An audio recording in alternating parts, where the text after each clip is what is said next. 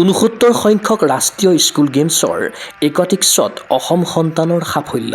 ১ metre spring board ডাইভিঙত কৃষ্ণৱ ডেকাৰ ৰূপজয়। সাঁতোৰৰ ১০০ metre বাটাৰফ্লাইত Manas Pratim বৈশ্যৰ ব্ৰঞ্জ জয়।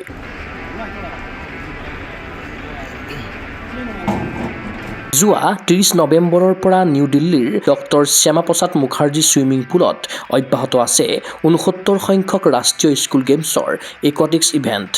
এই প্ৰতিযোগিতাত ল'ৰাৰ ১৪ অনুৰ্ধ শাখাত অসমৰ হৈ খেলি কৃষ্ণৱ ডেকাই লাভ কৰিছে এটা ৰূপৰ পদক।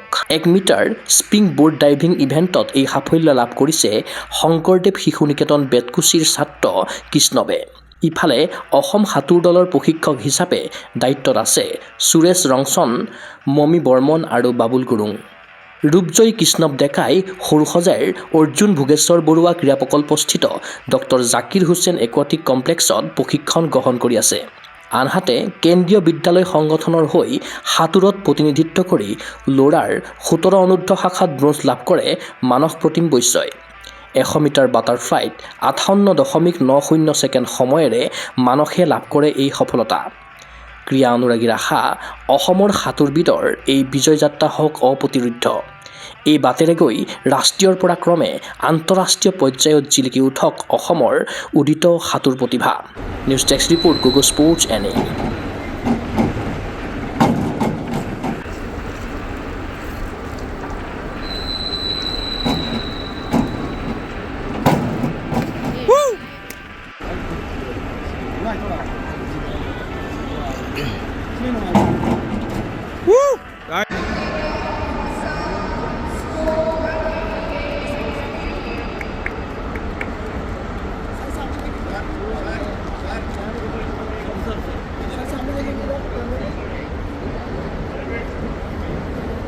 ফিজিকেল এডুকেশ্যন বিষয়ত ডিগ্ৰী পাঠ্যক্ৰমৰ কাৰণে অসম তথা উত্তৰ পূৰ্বাঞ্চলৰ প্ৰথমখন শিক্ষানুষ্ঠান অভিৰুচি ইনষ্টিটিউট অৱ ফিজিকেল এডুকেশ্যন।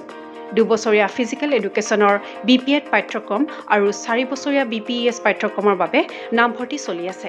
বিতংকৈ জানিবৰ বাবে আজিয়েই যোগাযোগ কৰক। যোগাযোগৰ নম্বৰসমূহ হৈছে 9435100098, 7002233540, 88765210998, ৱেবছাইট www.aipguwahati.in।